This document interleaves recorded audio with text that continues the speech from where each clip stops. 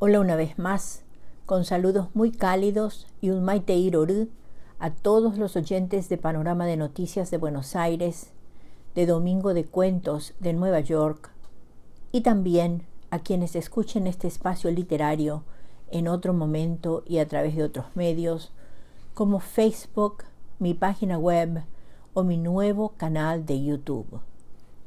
Soy Teresa Méndez Faith y nuevamente llego hasta ustedes desde Bedford, Massachusetts, con un nuevo relato de la producción narrativa de mi tierra colorada, Xeretamí, Paraguay, corazón de América del Sur.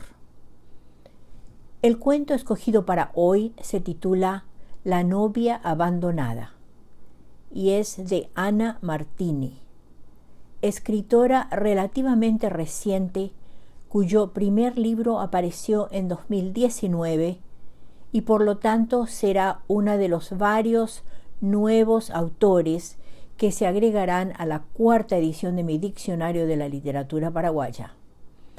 Ya bastante conocida en el ámbito de la investigación y crítica audiovisual y cinematográfica de nuestro país, Ana Martini presentó hace poco, el 28 de septiembre pasado, un magnífico trabajo audiovisual durante el ciclo de conferencias 2021 titulado Augusto Roa Bastos, entre lo temporal y lo eterno, organizado por la Fundación Augusto Roa Bastos y la Universidad Autónoma de Encarnación. Me refiero a su ponencia y presentación audiovisual, cuyo título es Descifrando huellas de un posible mapa audiovisual, Augusto Roa Bastos y el cine en el Paraguay.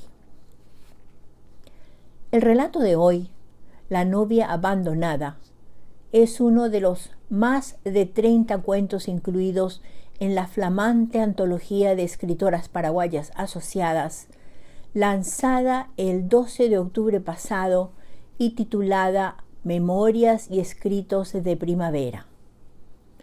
Narrada en tercera persona desde la perspectiva del recuerdo de la narradora, aquí protagonista y testigo, o si no, doble de la protagonista testigo de los eventos reflejados en la historia. La novia abandonada recoge dos tiempos distantes entre sí, que se entrecruzan en el relato.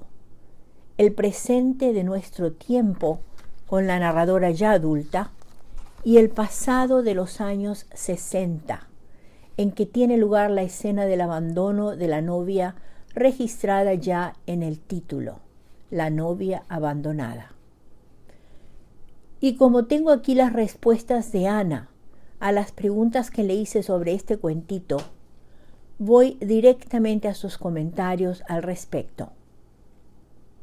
En relación a mi pregunta y pedido de que comparta aquí algo sobre la génesis de cómo nace este relato, me dijo, y aquí van sus palabras y las cito textualmente. Este cuento nace de una memoria recurrente acerca del pasado, acerca de la atmósfera que nos envolvió tantos años, de miedo, de silencio, de un exilio y un incilio doloroso. Gran parte de mi producción tiene que ver con la memoria histórica, que debe ser pensada, revelada, y por la soledad, la disgregación social, los desencuentros, las asignaturas pendientes, a la que las sanguinarias dictaduras, como la de Stroessner, nos han llevado y que heredamos. Es así como relato una experiencia que vivimos mi hermana, mi abuela y yo. Pero utilizo esta anécdota como disparador y pretexto para insistir en la reflexión de una década muy significativa para toda la historia, para mí, mi familia y el Paraguay. El mundo bullía y el Paraguay seguía atado a arquetipos cerrados y represivos. Y por ello el ejemplo drástico de una mujer abandonada en el altar. Asunción de los 60 es sentir el miedo. Era sin dudas Cualquiera era un delator y esa presión era palpable. Familiarmente fue una época de inmensos descubrimientos. El rock, las pastillas anticonceptivas, los movimientos feministas, las minorías en rebelión, la moda, el festival de Woodstock, mayo del 68, Argentina, muy cerca de nosotros, estallaba en creación, reflexión, descubrimientos, y España, Italia, Suecia mostraba cine, pero todo estaba lejos en el amplio sentido del término del Paraguay. El cuento lo instalo en esa época porque creo, así como lo insisto en otros cuentos, hay señales que nos dicen que ese tiempo de terror aún no se fue y que debe ser reconocido y pensado. Final de esta cita, larga y tan cierta.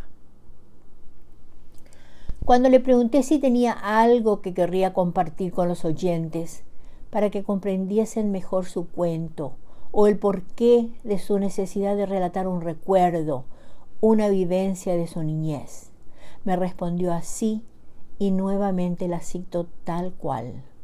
Sus respuestas, sus palabras. Yo deseo contar, recordar que aquel tiempo, a quienes fuimos niñas, nos marcó dolorosamente. En Asunción poco y nada había como actividad en aquel tiempo. Era una capital bucólica, callada, y toda la necesidad social de expresión se encarnaba en chismes y rumores dañinos. Como niñas lo sentíamos. Por eso la novia del cuento nos libera del recuerdo, a mi hermana y a mí, del dolor del abandono que nosotras recogimos y alojamos dolorosamente en la memoria. Fin de las citas. Y bien, creo que con estos comentarios, en particular los de la autora sobre la génesis de su relato, ya están bien preparados para escuchar y disfrutar del audio número 2 que sigue, con el cuento La novia abandonada de Ana Martini. Y aquí va el cuento de Ana Martini, titulado La novia abandonada.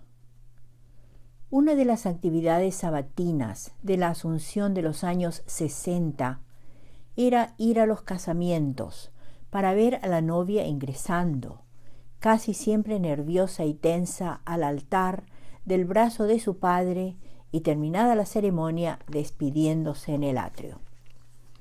Mi hermana y yo, pequeñas aún, deseábamos ir y convencimos a mi abuela. Allá fuimos un sábado de septiembre. Solo al atrio, dijo abuela. No estamos invitadas, agregó con su elegante pudor. Vimos llegar a la novia que lucía iluminada y del brazo de su padre aguardó al novio que nunca llegó. Recuerdo verla como un rayo, prorrumpiendo en llanto, pasar a nuestro lado y nuestras miradas tristes encontrarse. Mi hermana y yo sentimos en la piel el sonido del frotar de la tela del vestido de novia al correr hacia un auto y un penetrante olor a nardos del ramo que llevaba en la mano nos envolvió a las 3. Aunque la familia se mudó del barrio, vendió su casa a una maderería que construía cajones para difuntos, ella pasó a la memoria de aquel barrio como la novia abandonada. Algunos comentarios de su muerte y vida iban y venían, hasta que fue olvidada, como el barrio. A mi hermana y a mí por mucho tiempo nos removió aquel recuerdo amargo, hasta lo hablamos en ocasiones. Nos mudamos de barrio y mi hermana viajó por mucho tiempo. Llegando la primavera, me invitaron a un casamiento campestre. No conocía a nadie. Sería una sorpresa, pensé, y se alargaría la fiesta de acuerdo al tiempo sin tiempo del campo. así que fui predispuesta al prolongado disfrute. Llegamos a la iglesia pequeña del pueblo. Quedamos en el atrio por el calor y partimos hacia la fiesta antes de finalizar la ceremonia. La fiesta era todo el pueblo más nosotros. El día transcurrió nublado, por cierto, con música, bebidas, almuerzos, meriendas, abrazos, declaraciones, confesiones alcohólicas, nostalgias incontables. Casi al caer la noche, me detuve a mirar el campo extenso que se cerraba al día y como un hilo finísimo, como de oro, el sol era el horizonte. Al retomar mi mirada al transcurrir de lo que quedaba de la fiesta, vi a la novia caminando hacia mí. Ella era, la recordaba como hoy, la novia del casamiento, era la novia abandonada que hacia mí venía, sonreía, aliviada, hermosa, esperanzada, igual a la que recordaba llegando a la iglesia con el mismo vestido, llevando ahora, además de su ramo en las manos, los regalos para los invitados. Se me acercó, extendió su mano, nuestras miradas familiares se volvieron a encontrar. Me regaló 2 botellas color miel, con una etiqueta de color mostaza, donde con una tipografía antigua impresa decía licor del olvido. Era ella, y las 2 sabíamos. Esta vez yo lloré y me saqué las gafas. Me abrazó un olor penetrante a nardos y sí reconocí a mi lado llegar al novio y sus amigos brindando reiteradamente con la bebida que recibieron como regalo de manos de la novia. Una botella con la misma tipología antigua impresa que decía vino del recuerdo. Sin gafas no pude ver con claridad si ella escapó hacia el sol que ya no estaba. Aquel sonido de la tela de su vestido al pasar a mi lado enlazó una memoria que desaparecía y como una catarata de alegría escuché yéndose su desenfadada risa. Bebí el licor, guardé en mi cartera uno para mi hermana. Al día siguiente brindamos. No recordamos nada más. Fin del cuento.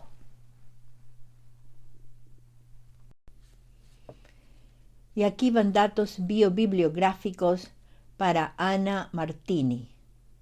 Esta información proviene del manuscrito en preparación para la 4ª edición del Diccionario de la Literatura Paraguaya, a publicarse, si Dios quiere, antes de fin de año. Ana Martini nació en Asunción en 1960. Narradora y docente.